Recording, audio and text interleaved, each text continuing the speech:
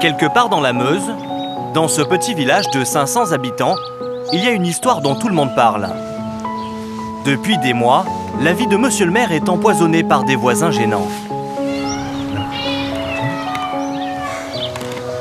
Vous entendez les chats? Pardon? Écoutez les chats.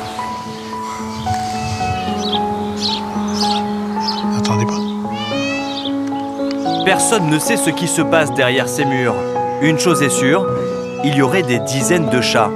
Problème, avec l'arrivée de la chaleur, les urines empestent le quartier. Donc là, nous allons rentrer parce que les odeurs vont commencer à arriver.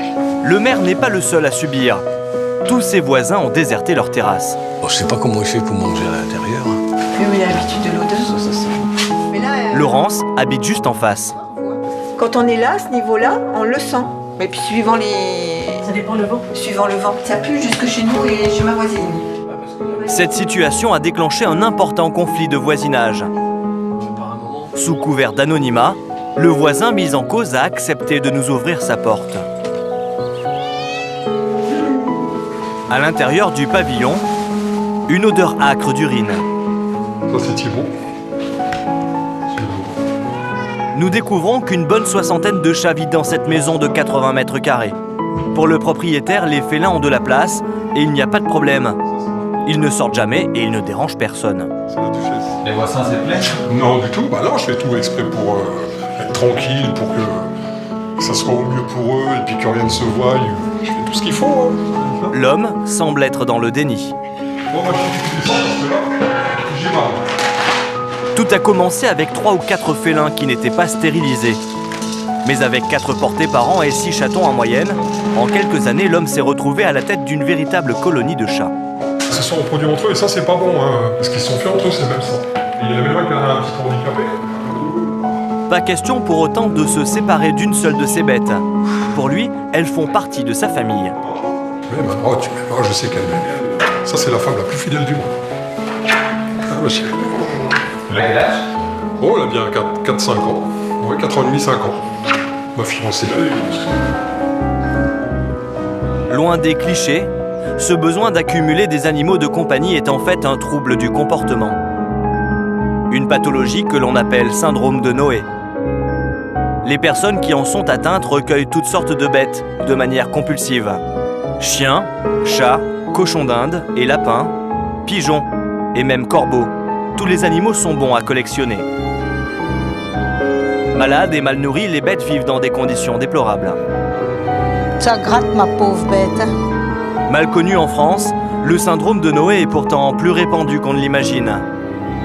La presse régionale s'en fait régulièrement l'écho. En moyenne, un nouveau collectionneur est signalé chaque semaine. Adrien Pichon est psychologue. Il est l'un des rares spécialistes à étudier cette pathologie et à suivre des patients. On retrouve souvent des expériences comme ça, assez précoces, de perte, de séparation, de deuil. Et il faut finalement reconstruire un petit monde en soi, hein, sur son arche, dans son petit chez-soi, avec tous ces animaux, recréer la vie dans son petit monde à soi. Un petit monde surpeuplé qui sert de cocon protecteur, comme chez ce propriétaire de chats. Là, on est vraiment dans une situation typique, hein, avec un nombre de chats extrêmement important. Il peuple son monde avec tous ces chats, hein. À la fois son monde, son logement, mais aussi probablement son monde interne. Mais cette pathologie n'est pas sans conséquences pour les animaux. Dans les cas les plus graves, une association intervient à la demande des mairies ou des services de l'État. Anne-Claire sillonne la France pour le compte de la Fondation Assistance aux animaux et elle connaît bien cette problématique. En général, c'est des animaux qui se sont reproduits entre eux. Donc du coup, ils ont un système immunitaire qui est plus faible que des animaux qui ne sont pas consanguins. Donc ils sont plus sujets aux maladies. Ce matin, elle a fait 3 heures de route depuis Paris pour rendre visite au propriétaire des chats qui empoisonnent la vie de Pascal, monsieur le maire. Sur place, 2 bénévoles de son association l'attendent. La maison au bout des bleus. Anne-Claire veut vérifier l'état de santé des bêtes. Mais Pascal a repéré quelque chose d'inhabituel aujourd'hui chez son voisin. Dans le pâté, hein. Il n'y a rien d'ouvert, il n'y a pas de voiture. C'est la première fois que je vois la maison fermée. Ah bon? Putain, elle est toujours ouverte. Bon, on va voir, hein. On va aller toquer à la porte, on verra s'il est là ou pas. Et puis sinon, on repassera en début d'après-midi. Hein. Peut-être que... L'association n'a pas de pouvoir de police. Anne-Claire dépend de la bonne volonté du propriétaire des chats. Il peut refuser de lui ouvrir sa porte. Mais elle a une astuce qui fonctionne souvent. Elle offre des croquettes. Y a quelqu'un? Ouvrez, on va discuter gentiment. Personne ne répond. Seulement quelques miaulements. Les volets restent fermés, mais Anne-Claire n'est pas du genre à se laisser décourager. Elle va attendre juste à côté pendant 2 heures. Soudain, coup de théâtre. Voyant que les bénévoles sont toujours sur place, le propriétaire des chats un peu agacé finit par sortir. Là, il y a le propriétaire du coup qui voulait pas trop nous ouvrir ce matin. Et là, il est d'accord pour nous parler, donc on va faire un petit point avec lui. Oui, non, serre pas la main des gens que je connais pas. Le propriétaire des bêtes vit avec sa mère, qui est sur les nerfs. Ça me dérange pas. Vous pouvez ramener vos croquettes, on n'en veut pas. Vous avez pas besoin. Pouvez-vous les carrer où c'est que je pense? On a ce qu'il faut, on se débrouille, si vous c'est ce voulez. que je veux te leur dire. Hein. J'ai les chats, ils manquent de rien. Qu'est-ce que vous venez nous emmerder? Bah, moi, je peux faire un petit point. Parce que jusque-là, On a une plainte, des gens qui nous ont écrit, des associations. mais c'est pas vrai, ça vient de vous. Non, je peux vous montrer. Hein. Oui, bien sûr, mais bien sûr, Bon, moi, toujours est-il qu'on était simplement venus pour faire un petit point avec vous.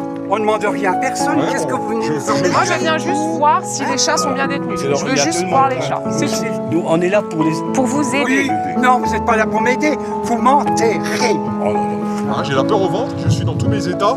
Alors, je lui dis, Vous avez peur qu'on vous prenne vos chats, c'est ça? Voilà, tout C'est simplement. On se Parce demande que nous, qu'est-ce on n'est qu'on pas va là pour ça. faire hein. C'était pas le but pour l'instant. Non, c'est pas du tout l'instant. le but. Après une quinzaine de minutes de négociation, l'homme accepte qu'Anne-Claire pénètre dans son monde. Et même si la maison est plongée dans le noir, elle décèle très vite un problème. Vous avez des mâles qui sont pas castrés, hein? Lui, il a 2 belles coucougnettes. Moi, je sais pas. Je peux pas vous dire. Hein. Oh là, je vais faire comme ça. Mais... Je peux pas laisser la fenêtre ouverte parce qu'ils vont se battre. Et les mâles qui ne sont pas castrés n'ont pas perdu leur temps. Il y a 2 femelles pleines là. Mais comme vous avez des mâles pas castrés, c'est aussi très probable qu'elles se soient fait prendre ici, quoi. Donc il faudrait choper, que vous parveniez à choper et à identifier les mâles qui sont pas castrés. Lui, par exemple. Et puis si vous avez des soucis pour la facture, nous on peut vous trouver un veto et prendre les éventuellement. Malgré sa réticence, le propriétaire des chats finit par accepter de faire stériliser ses bêtes. Ça marche. Bon allez, on vous laisse tranquille. Depuis la fin de notre tournage, 5 mâles ont déjà été castrés. Merci. Cet accompagnement est essentiel, car le syndrome de Noé se soigne difficilement et les rechutes sont fréquentes. À Besançon, Françoise Dodane, la présidente de la SPA locale, suit depuis plusieurs années un homme qui récupère toutes sortes de bêtes dans son quartier. C'est juste un peu de produit pour éloigner les puces. Chez lui, c'est un nid à bactéries. Françoise a déjà saisi des rats, des cochons d'Inde et des lapins. Aujourd'hui, elle veut s'assurer que l'homme n'a pas récidivé.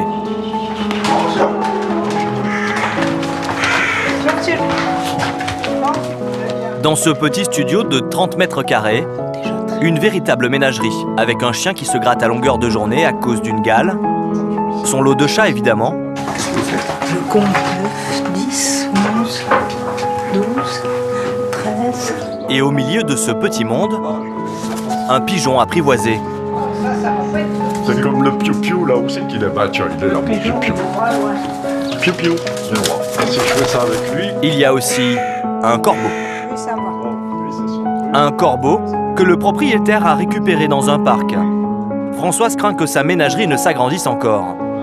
Il y a encore au moins 1 ou 2 chattes qui ne sont pas stérilisées, qu'il ne faudrait pas qu'il y ait des naissances encore. Hein. Ah oui, voilà.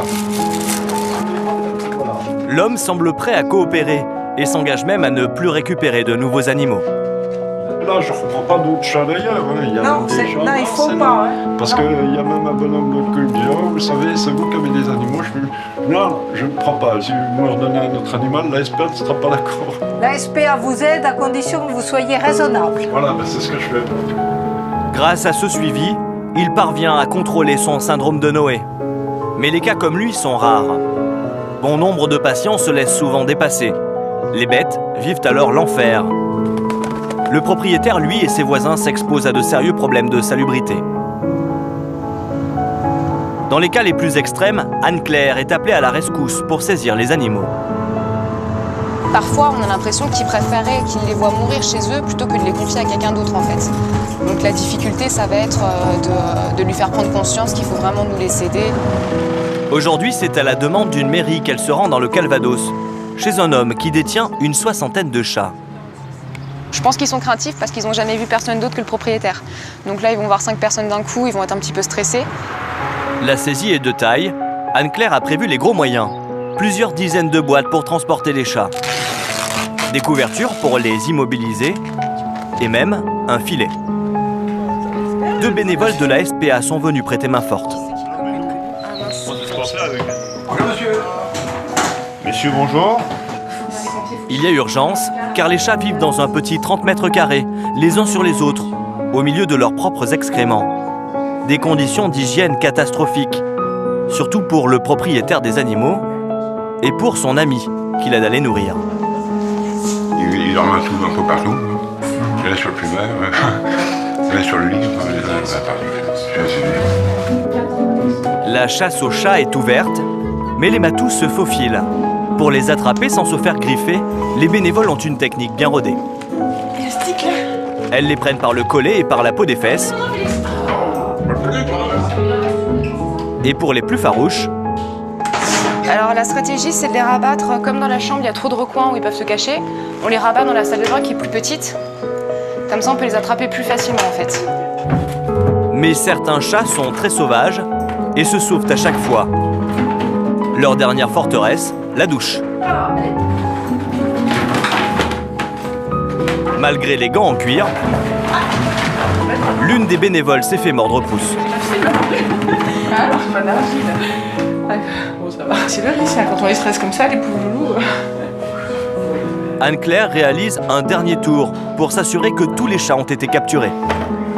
Ah, j'ai vu une queue passer. C'est pas vrai. Si. Tu jures? Oui, je jure. Sur la tête des animaux. Ça c'est que ça. Vous gardez que Bah oui, oui, je Ah regarde. bah du coup, il est là, que Bah là comme ça, il y a l'impression d'aller. Le propriétaire a le droit de choisir les chats qu'il pourra garder.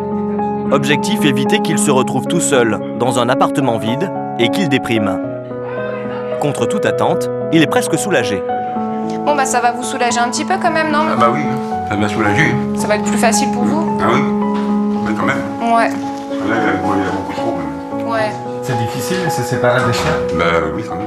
Enfin, j'aime bien bouger, quoi, parce que c'est plus vivable. Il y a trop, beaucoup trop. Les félins seront placés dans l'un des refuges de l'association. Un vétérinaire va les examiner avant de les proposer à l'adoption. L'un des chatons est visiblement mal en point. Il aura des soins particuliers. Il est légèrement déshydraté. Et puis il a des problèmes de peau là. Ouais. Faut qu'il prenne le biberon. Donc là, on en a pour un petit moment là. Mission réussie pour Anne-Claire et son équipe. Cette arche de Noé a perdu quelques animaux, mais aux dernières nouvelles, le propriétaire, lui, est toujours à flot. Merci. Au revoir.